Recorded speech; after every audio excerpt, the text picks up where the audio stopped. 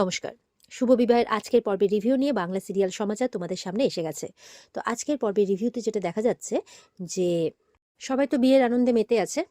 এবার ইমন এসছে, সবার আনন্দ, বিয়ের আনন্দটা আরো দ্বিগুণ হবে। ইমন বলছে, দেখো এবার আমি সুন্দরভাবে একদম আনন্দটা সবার আরো দ্বিগুণ করে দেব। তো রেশমি বলছে, আলতা উৎসব এত বড় করে করার কি দরকার, বিয়েটা একটু ছোট করে হোক না। তখন তরিতা বলছে, না না না, এরপরে সেই তরি আর পোলো বড় হবে, তারপর ওদের বিয়ে খেতে পারবো।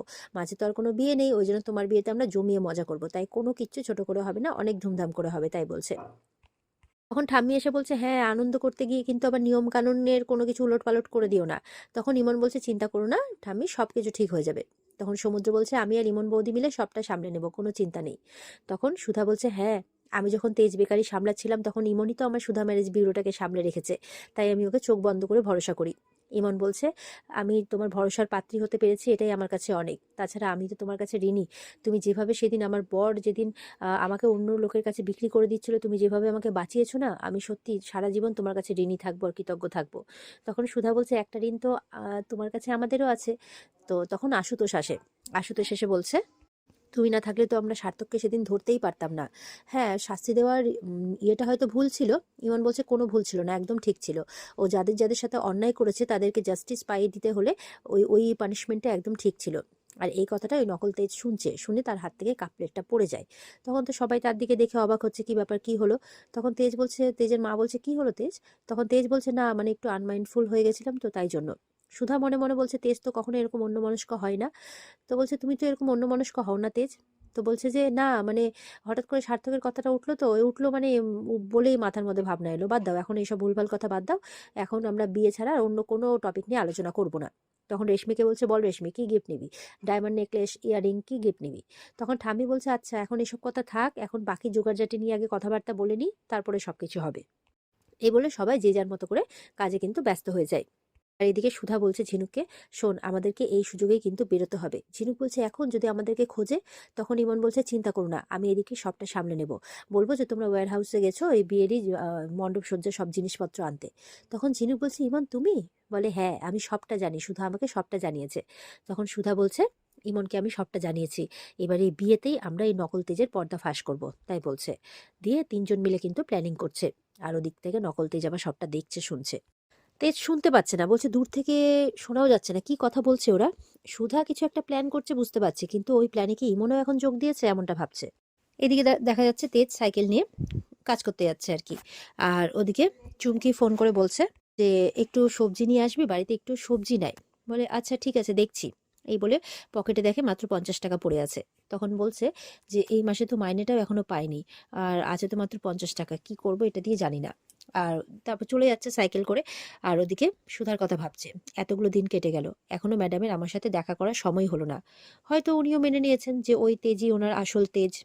তো সেই জন্যই হয়তো এমনটা ভাবতে ভাবতে চলে যাচ্ছে। আর ওদিক থেকে দেখা যাচ্ছে গাছের আড়াল থেকে একটা গুন্ডা ফলো করেছে, আর কিংশুককে ফোন করেছে, আর বলছে গ্রামের রাস্তা দিয়ে একাই যাচ্ছে তেজ বসু মল্লিক।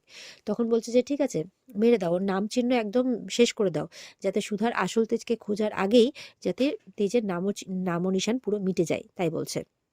তো গুন্ডাটা এবার অর্ডার ফলো করবে আর কি। আর কিংশুক বলতে বলতে যাচ্ছে যে, আমার কাছে তো তুমি ধরা দিলে না, তুমি নাকি তেজের কাছেই থাকবে, তেজের কাছেই থাকবে, তো থাকো তোমার তেজ বসু মল্লিকের কাছে।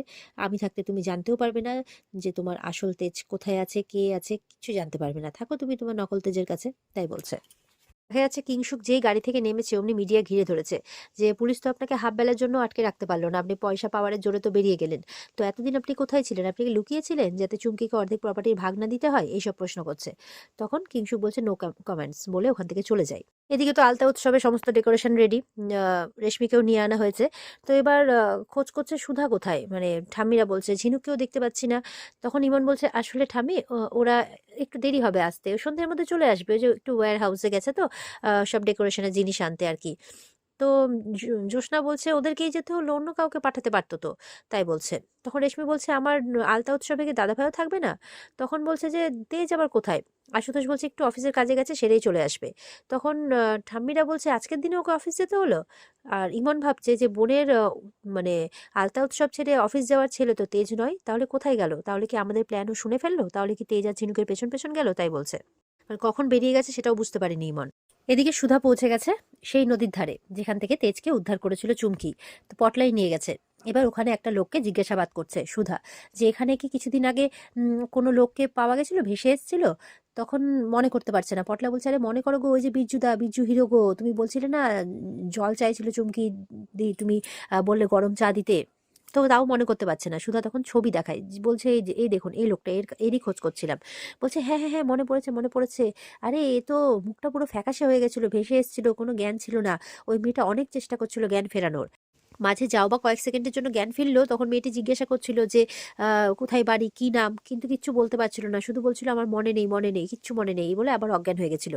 তো বলছে যে আচ্ছা ঠিক আছে, অনেক ধন্যবাদ দাদা আপনাকে, এই বলে চলে যায়। তখন সুধা বুঝতে পারে যে বিজয়ী হচ্ছে তার আসল তেজ। ঝিনুকও বুঝতে পারে। তখন বলছে তার মানে আমাদের বাড়িতে কাউকে নকল তেজ সাজিয়ে পাঠানো হয়েছে। ঝিনুক বলছে হ্যাঁ, যাতে আমরা সেই ঘরে থাকি আর এদিকে আসল তেজকে নিয়ে মেরে ফেলা হয়, এরকম একটা বুঝতে পেরেছে তারা। তো আর ওদিকে তেজ তো চলে যাচ্ছে সাইকেল নিয়ে। তখন তো গুন্ডাগুলো একদম হামলা করে দিয়েছে তেজের উপর। তেজ তাও সাইকেলটা দিয়ে কোনোভাবে মানে বাঁচার চেষ্টা করে, গুন্ডাগুলোকে ফেলে দিয়ে ওখান থেকে পালাচ্ছে আর কি। এদিকে সুধা বলছে আমাদেরকে এক্ষুনি, মানে ইমন সুধাকে ফোন করে জানিয়ে দিয়েছে যে এই তেজ বাড়ির থেকে বেরিয়েছে ওদের পেছন পেছন, সম্ভবত জানতে পেরে গেছে কোথায় গেছে। তাই জন্য সুধা বলছে ঝিনুককে আমাদের এক্ষুনি শাহপুর যেতে হবে, কারণ বাড়ির ওই লোকটা আমাদের পেছন পেছন বেরিয়েছে পিছন করতে, যে আমরা কোথায় গেছি। তাই চল শাহপুরে যেতে হবে। বলে শাহপুরে কেন যাবো? বলে আমার মন বলছে যে ও বাড়ি থেকে বেরিয়েছে মানে ওই তেজের ক্ষতি করতে বেরিয়েছে, আমাদেরকে গিয়ে বাঁচাতেই হবে। বলে কিন্তু আমরা যদি সময় মতো বাড়ি না পৌঁছতে পারি আমাদেরকে সন্দেহ করবে তো, আমাদেরকে সবাই খোঁজাখুঁজি করবে। তখন সুধা বলছে কিন্তু আমার মন বলছে ঝিনুক যে আমার তেজ কোনো বিপদে আছে, আমার মন বলছে। এবার বিরজু কিন্তু পালাচ্ছে, আর পালাতে পালাতে লুকিয়ে পড়েছে এক জায়গায়। আর গুন্ডাগুলো আর খুঁজে পাচ্ছে না। এরপর যখন ওই লাইনটা ক্রস করে গুন্ডাগুলো, তখন একজন একজন করে তেজ গুন্ডাগুলোকে কিন্তু মারতে থাকে। কিন্তু তবুও তেজকে পেছন থেকে মাথায় মেরে দেয়। তবুও তেজ লড়ছে প্রত্যেকের সাথে, কেউ তেজের সাথে পারছে না। কিন্তু একটা টাইমের পর কিন্তু তেজকে ওরা সবাই ঘেরাও করে নেয়। আর প্রত্যেকের হাতে কিন্তু লোহার রড আছে। তেজও বসে পড়ে, কি করবে বুঝে পাচ্ছে না।